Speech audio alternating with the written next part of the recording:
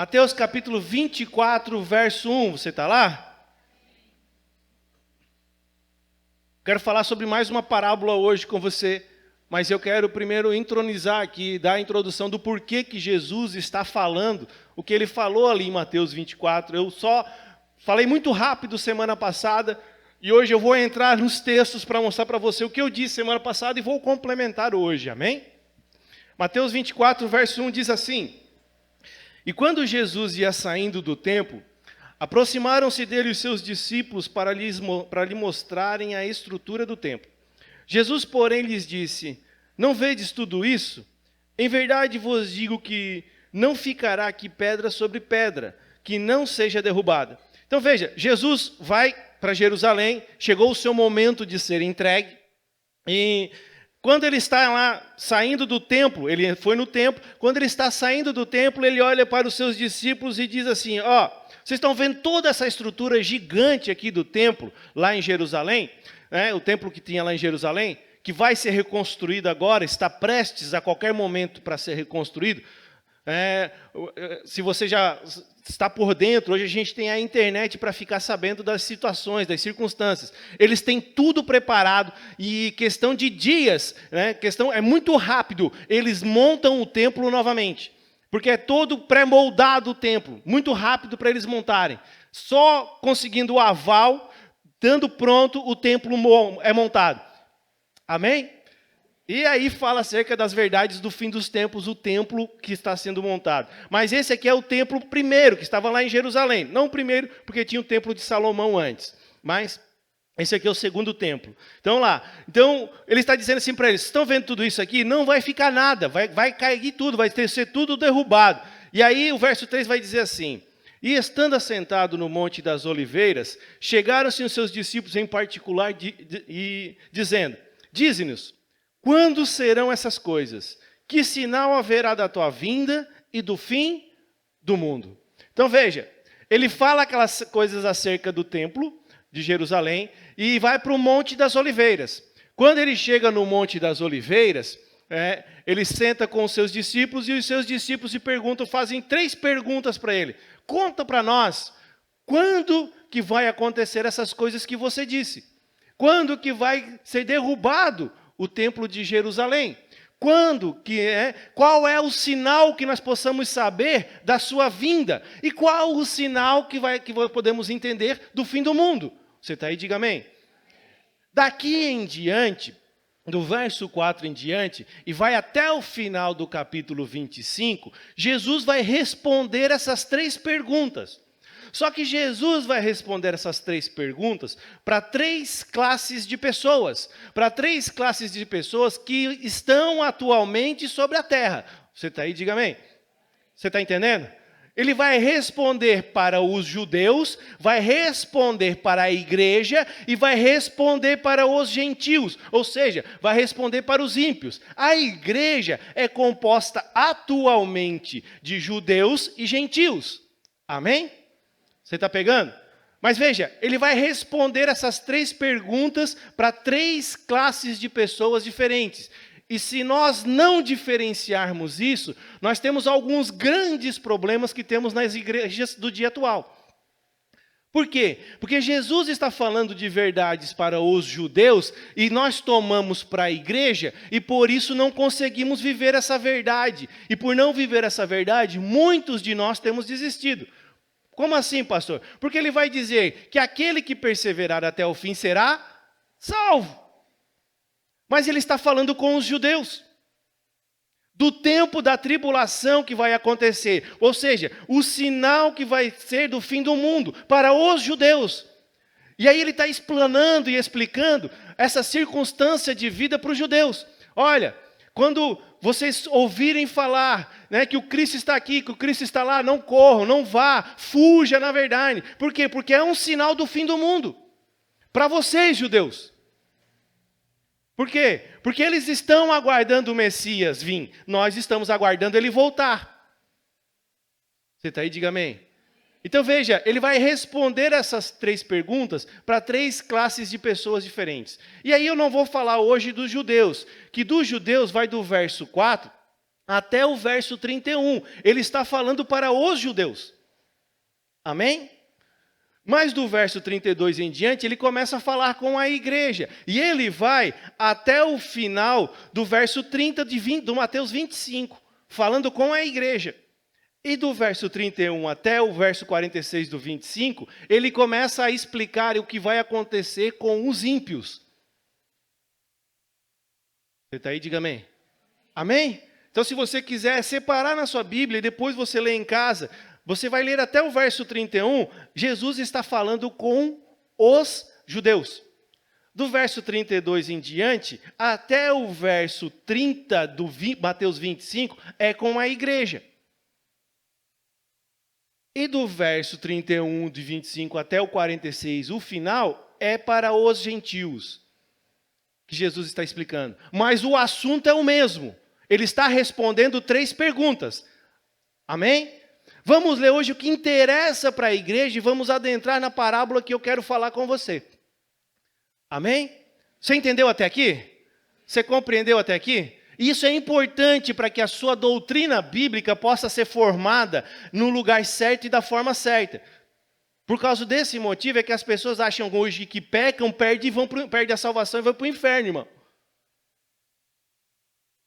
Só que a Bíblia vai dizer que a nossa salvação não depende de nós, a nossa salvação depende de Cristo e da obra que Ele fez na cruz. A partir do momento em que eu creio na sua obra, eu estou salvo. E não tem mais como eu perder, porque não é minha, é dele. Eu estou guardado nele. E a Bíblia vai relatar que daqueles que tu me deste, Senhor, nenhum eu perdi, Jesus vai dizer. Somente aquele que foi necessário, que era, no caso, Judas. Você está aí? Diga amém. Então, irmãos, não se preocupe com a salvação, você é salvo. Agora, você está cumprindo a vontade do Senhor sobre a sua vida? É isso que você precisa entender. Porque quando você é salvo, o Senhor Jesus se torna seu Senhor. Você se torna servo dele. Mas ele diz que não quer me tratar como servo, pastor. Sim, ele não quer, mas você é servo dele. Ou seja, na realidade você é escravo de Cristo. Porque a palavra quando fala Senhor na Bíblia, eu digo isso para você há muito tempo já, é a palavra grega Kyrios, que quer dizer dono de escravos. Não é o Senhor de respeito que nós temos um pelos outros com os mais velhos nos dias atuais, que já está até se perdendo esse respeito, infelizmente. Mas não é esse respeito que nós temos de chamar os mais velhos de Senhor. O Senhor aqui é o dono, Ele é dono da minha vida, Cristo é dono da sua vida. Você está aí? Diga amém. Você entendeu? A parábola dos talentos falou sobre isso, né? Nós falamos sobre isso semana passada. Vamos lá, verso 32. Aprendei, pois, esta parábola da figueira. Então veja, ele terminou de falar com os judeus e vai falar com a sua igreja agora, amém? E ele vai começar, aprendei, pois, esta parábola da figueira. Quando já os seus ramos se tornam tenros e brotam folhas, sabeis que está próximo o verão.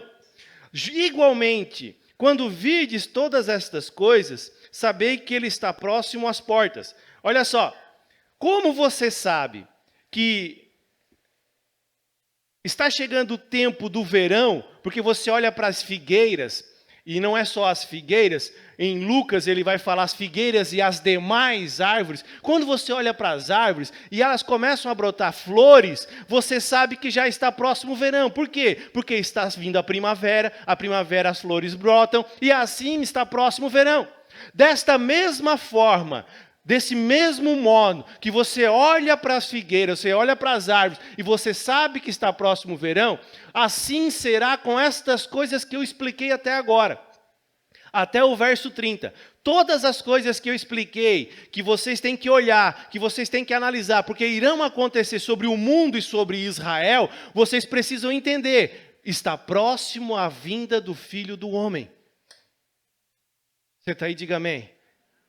E aí ele vai falar lá nos versos 5 em diante, haverão rumores de guerra, haverão guerras, rumores de guerra, haverá fomes, haverá pestes, e tudo isso que nós já estamos vivendo, e de uma forma muito grandiosa nos dias atuais, amém? Se você olhar para o Afeganistão hoje, é algo mesmo que dizendo assim, ó, Jesus está voltando, porque é exatamente o que ele vai explanar até o verso 30, Está acontecendo e acontecendo de forma literal e muito rápida. Em verdade vos digo que não passará esta geração sem que todas essas coisas aconteçam. O céu e a terra passarão, mas as minhas palavras não hão de passar. Mas daquele dia e hora, nem os anjos do céu, mas unicamente meu Pai sabe. Ninguém sabe. O dia da sua volta, o dia da sua vinda, o dia em que está próximo, está às portas do Senhor vir, de Jesus voltar, ninguém sabe, somente o Pai. Você está aí, diga amém. É Ele que está dizendo. E como foi nos dias de Noé, ou seja, do mesmo modo, da mesma maneira, como foi nos dias de Noé, assim será também a vinda do Filho do Homem. Como assim, pastor? Ele vai explicar no verso 38. Porquanto, assim como nos dias anteriores ao dilúvio, comiam, bebiam, casavam, davam-se em casamento, até o dia em que Noé entrou na arca. Então veja, o problema aqui que Jesus está falando não é o casar, não é o comer, não é o se dar em casamento. O problema aqui que Jesus está referindo é eu levar a minha vida só para mim. Você está aí? Hã? Como assim? Nos dias de Noé, Noé começou a anunciar. Noé foi o primeiro pregoeiro da salvação. A Bíblia fala, primeiro pregoeiro do evangelho. Noé foi. Ou seja, o Senhor vai acabar com a terra. Vocês precisam se arrepender. Noé começou a anunciar. E eles disseram o quê? Não vai acontecer nada. Olha, não sabemos nem o que é chuva. Não tem condição nenhuma. Não tem probabilidade disso acontecer. Eu vou para minha casa. Eu vou casar. Eu quero mais ter uma mulher. Eu quero mais viver a minha vida. Essa vida é tão curta. E nós temos uma eternidade para viver depois. Era isso que estava acontecendo nos dias de Noé. Você está pegando? Está pegando ou não? Verso 39. E não o perceberam, até que veio o dilúvio e levou a todos. Assim, dessa mesma forma, será também a vinda do Filho do... Irmão, está propício para Jesus voltar agora. Porque quantas pessoas estão com as suas vidas pensando somente em si nos dias atuais? Vivendo só para si. Só pensando na sua fortuna, só pensando em trabalhar, só pensando em ganhar dinheiro, só pensando em conquistar coisas. Pastor, então não tem que abandonar tudo. Não é o abandonar, mas é viver com o foco e os olhos na vinda dele. De que primeiro é ele em minha vida. De que primeiro importa ele em minha vida. Ele vai continuar falando isso aqui. Você está aí? Olha lá. Então, assim, estando dois no campo, será levado um e deixado o outro. Estando duas moendo no moinho, será levada uma e deixada a outra. Vigiai, pois, porque não sabeis a hora que há de vir o vosso... Por isso que ele está falando com a igreja. Ele está falando com os discípulos, na verdade, dele aqui, que somos nós, descendência desses discípulos. Amém? A sua igreja. Porque só a igreja reconhece Jesus como Senhor. Os judeus não. Por isso que é para nós essa parábola e essas palavras. Você está pegando? Vocês não sabem o dia que há de vir o vosso Senhor. Então vocês precisam ser vigilantes. Vocês precisam vigiar. Porque presta atenção. Vai estar duas. Onde é que está aqui que fugiu agora? Estarão dois no campo, será levado um e deixado o outro. Ou seja, estão dois trabalhando no campo, o mesmo trabalho, o mesmo serviço, tem o mesmo Senhor. Um vai ser levado e o outro não. Então não tem como dizer que aqui é a salvação, que um vai ser salvo, o outro não vai. Aqui está falando da circunstância de ser raptado para ir para o reino de Deus. Porque eles têm o mesmo Senhor, eles estão executando o mesmo trabalho, eles têm a mesma circunstância sobre a sua vida. A questão é que um está com os olhos nas coisas do Senhor e o outro não.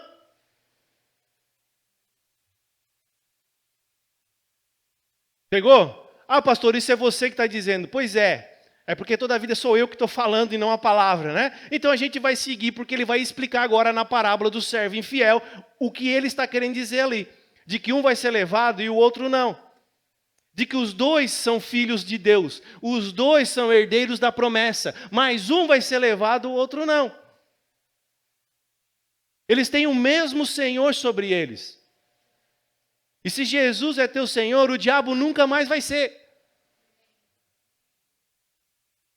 Por mais que as pessoas digam o contrário para você, não existe possibilidade.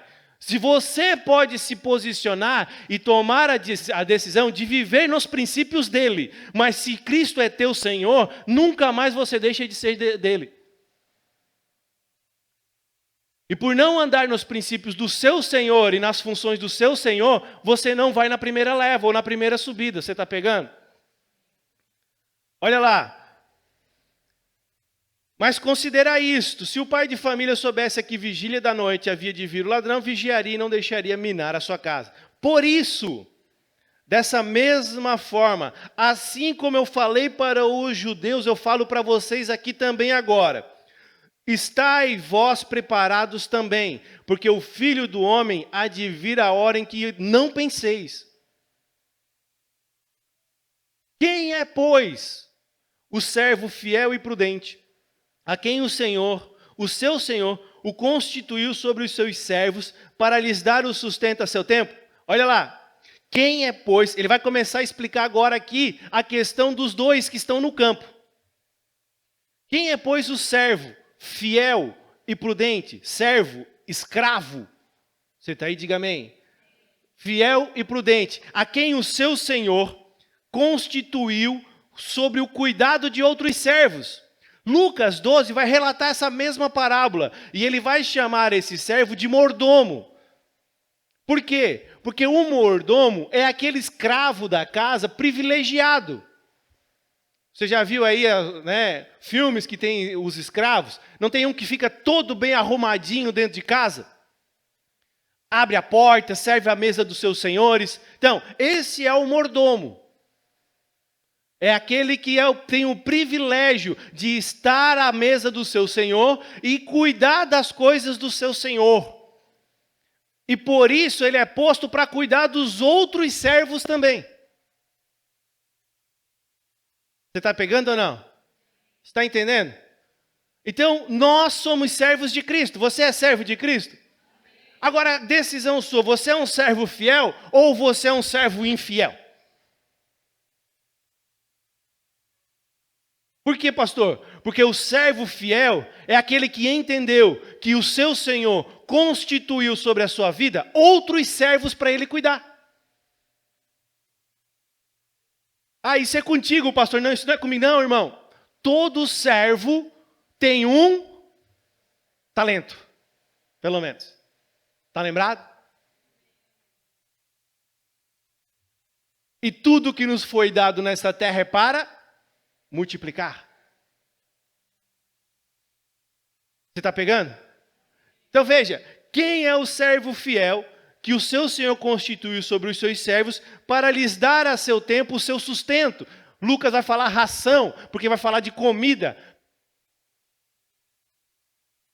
E essa é a verdade da igreja. Se o Senhor voltar hoje, eu estou muito feliz, porque eu sei que eu estou aqui trazendo sustento para a vida de vocês. E estou no lugar que o Senhor me constituiu. Agora, você como servo dele, você tem feito a vontade dele sobre essa terra. Você tem pego os servos dele que o Senhor colocou sobre você, e você tem replicado o alimento que você tem recebido. Você tem multiplicado esse alimento. Aquilo que você tem recebido nesse lugar, você tem levado as vidas por aí? É isso que ele está dizendo. Porque esse é o servo fiel. Esse é o servo prudente. Você está entendendo? Olha lá. Bem-aventurado aquele servo que o seu Senhor, quando vier, achar fazendo, em verdade vos digo que o porá sobre todos os seus bens. Quando Jesus vier, quando Jesus voltar, ele vai prestar contas. Lembram da parábola dos talentos novamente?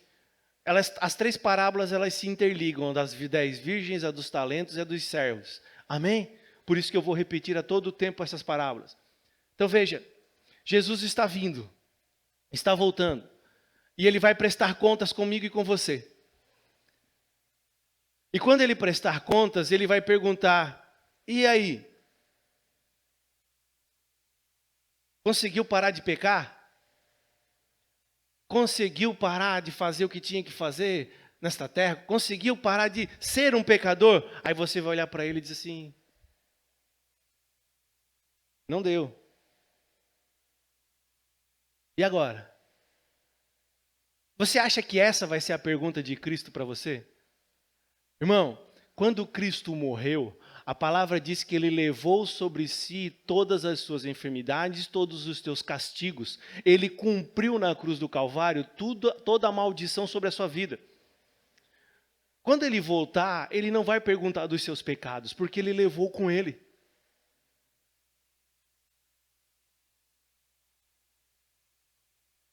Ele te constituiu servo dele, e como servo dele, ele também está colocando outros servos para você cuidar.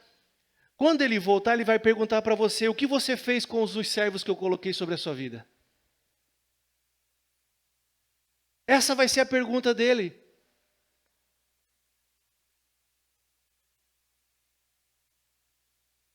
Foste fiel no pouco, sobre o muito eu vou te colocar.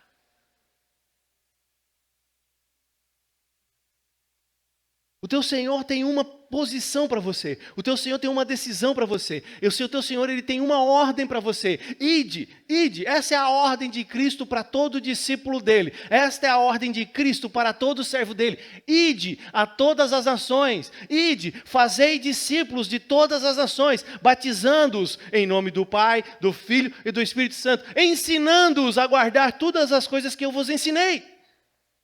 Essa é a ordem de Cristo. Essa é a direção de Cristo para a minha vida e para a sua vida. Você é servo dele? Você tem alguém que o Senhor colocou e constituiu na sua vida para você seguir adiante. Se você é alguém que é salvo, você tem o poder em você de salvar a vida de alguém. Ah, pastor, só quem salva é Cristo. Eu sei, irmãos, mas Cristo está em você.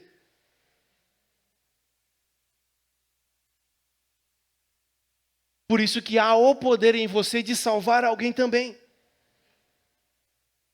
E sobre todos os seus bens, irmão, quando ele vier para tomar posse da terra, quando ele vier literalmente tomar posse da terra, ele vai te dar a terra novamente, para você governar com ele. Porque a Bíblia diz que a terra foi dada aos filhos dos homens, e os homens a entregaram ao diabo. Mas essa terra o Senhor deu aos filhos dos homens. E como a Bíblia ensina, toda a terra, quando eles acertavam o arrendamento, porque a terra é do Senhor e ela foi arrendada para nós, todo arrendamento, ele é lançado num livro, esse livro é fechado e esse livro é selado por dentro e por fora. Jeremias 32 vai ensinar sobre isso, sobre esse livro. De compra da terra, de posse de terra. Apocalipse 5 diz que ele é o único digno de abrir o livro. De abrir os selos. Por quê? Porque ele venceu. Então Cristo vai tomar posse de volta dessa terra. E ele vai governar nessa terra por 1000 anos. E nós fomos chamados para governar com ele. Esses são os bens que ele vai tomar posse. E o servo que é fiel e prudente vai tomar posse junto com ele. Você está pegando? Mas existe aquele que não é fiel, aquele que toma a decisão de não viver. De não fazer a vontade do Senhor, de não cumprir a vontade do Senhor. O que vai acontecer com ele? Está a escape? É aquilo que eu falei para você no início. Ah, eu vou viver a minha vida, eu vou fazer do jeito que eu quero, vou fazer da forma que eu quero. Ninguém manda em mim. Deus conhece o meu coração. Deus sabe os meus sentimentos. Irmão, se você não for um servo fiel, esquece. Mas não está livre, não está escape de nada. Por quê? Porque você tem Senhor.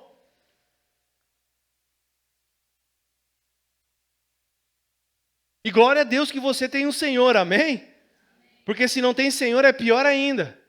Mas se tem Senhor e você não fez, você vai ser assemelhado ao que ele vai falar ali, ó, do verso 48 em diante.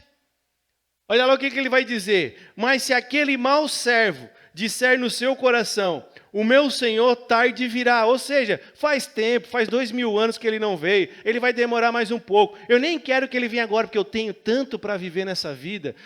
Eu estou só com 15 anos de idade. Eu ainda tenho sonhos, tenho projetos, tenho planos. Quero me casar, quero fazer... Irmão, viva todos esses sonhos, esses planos, mas sempre com um coração ansioso para a vinda dele.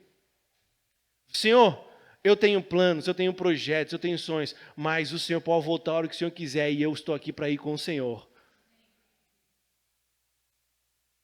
Você está pegando?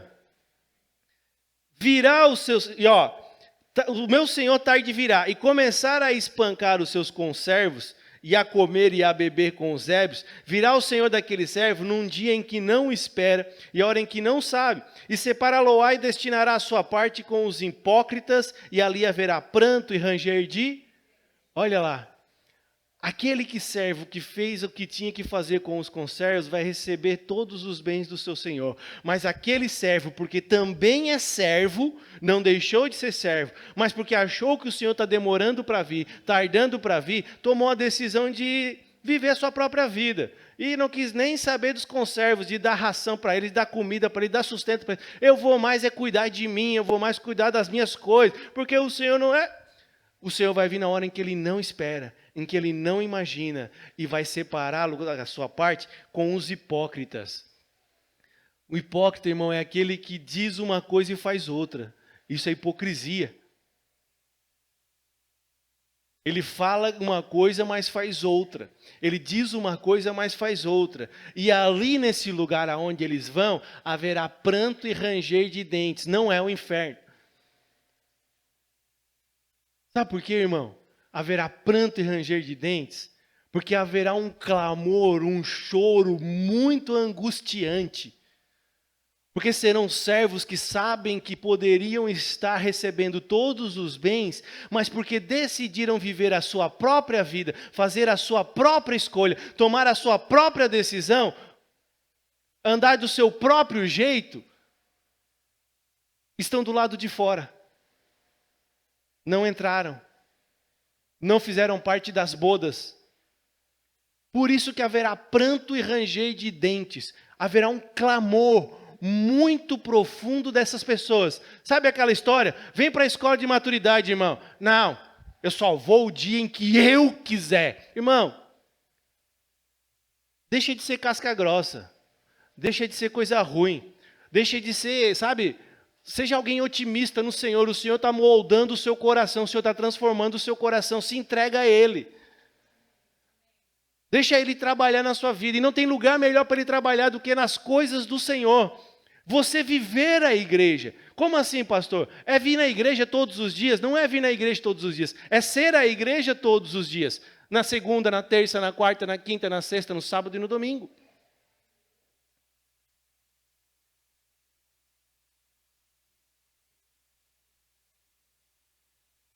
Você está pegando? A importância sua, porque você foi escolhido por Ele, não fui eu que te escolhi. Irmão, eu não tinha capacidade nem de escolher a minha própria vida. Eu mesmo não me escolheria. E olha que eu me acho bom. Olha que eu acho que eu ainda faço coisas boas. Sou um cara bondoso, amo a minha esposa, que já está lá me olhando atravessado. Mas eu mesmo não me escolhi, irmão. Imagina se eu ia escolher você. Você está aqui nessa noite, sabe por quê? Você foi escolhido do Senhor. Cristo é teu Senhor. E Cristo está dizendo para você agora, seja igreja com meus irmãos. Seja igreja com os outros servos. Seja igreja com os seus conservos que eu coloquei sobre a sua vida. E ajude-os a ganhar outras vidas ainda. e juntos continuem crescendo até o dia da minha vinda. E estejam preparados, e estejam aptos, estejam vigilantes, vigiem, porque eu estou voltando para buscar. Vigiem. Amadureçam, cresçam e apareçam.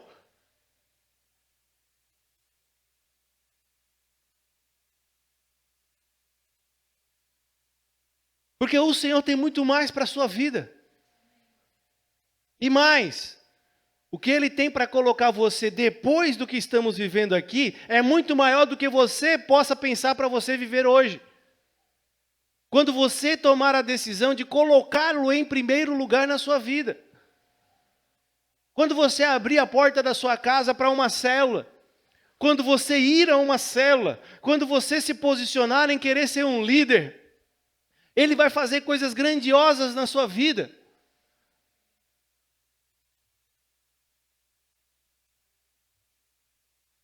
Não existe nenhuma possibilidade de você ser igreja sozinho. Não existe. Por quê? Porque é quando estamos com os irmãos que nós somos sustentados uns pelos outros.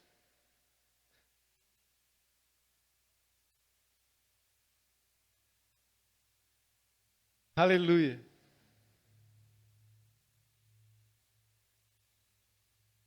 Você está pegando?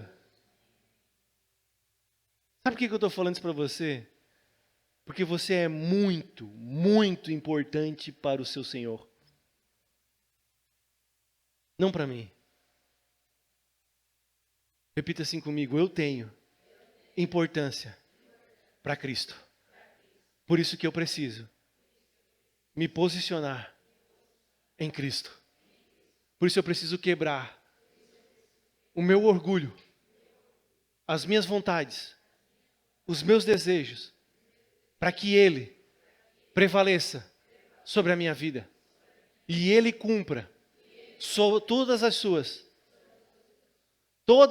promessas sobre mim. Você está pegando? Irmão, hoje é o dia. Hoje é o dia. Hoje é o dia de você tomar uma decisão definitiva. De não olhar para trás. De olhar para frente. De ver que Cristo é o teu autor e consumador da fé. De que verdadeiramente Cristo faz parte do seu coração. De que Cristo está contigo. E de que Ele nunca te abandonou. Ele nunca te deixou. Mesmo que você tenha andado por caminhos errôneos. Ele estava lá com você. Mas hoje Ele está dizendo para você. Eu estou aqui para que você comece a cumprir a minha vontade nesta terra. Para que você faça a minha vontade nesta terra. E o primeiro passo que eu dou para você, meu servo. Primeiro passo, primeira direção que eu dou para você. Ande debaixo de autoridade. A direção que lhe é posta, cumpra.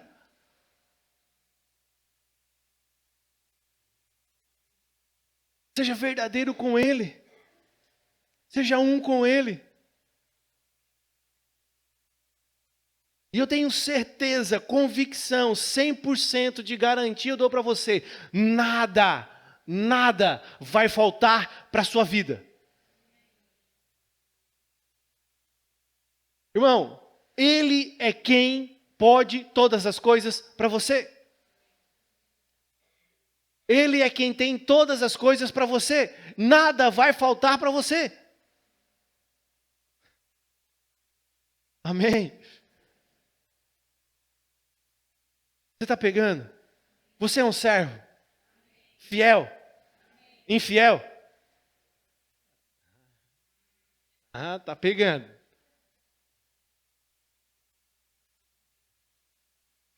Então eu tenho certeza absoluta no seu coração que você vai olhar para o seu líder de célula e vai dizer: meu líder, estou aqui com você. Estamos juntos nessa obra para essa cidade ser conquistada. Estamos juntos nessa obra para, enquanto o Senhor não voltar, enquanto o nosso Senhor não vier, enquanto o nosso Senhor não nos resgatar, nós estamos juntos, cumprindo a vontade dEle nessa terra. Pastor, eis-me aqui, estou aqui, vamos embora. O reino nos pertence. Estou aqui para andar debaixo da sua direção. Qual é a sua direção, pastor? Sabe qual é a minha direção para você? Sabe qual é a minha direção, João? Para a sua vida? Escola de maturidade. Está aí. Falei só o nome de João, representando toda a igreja. Amém? Daqui a pouco o João vai brabo embora, nunca mais olhar para mim.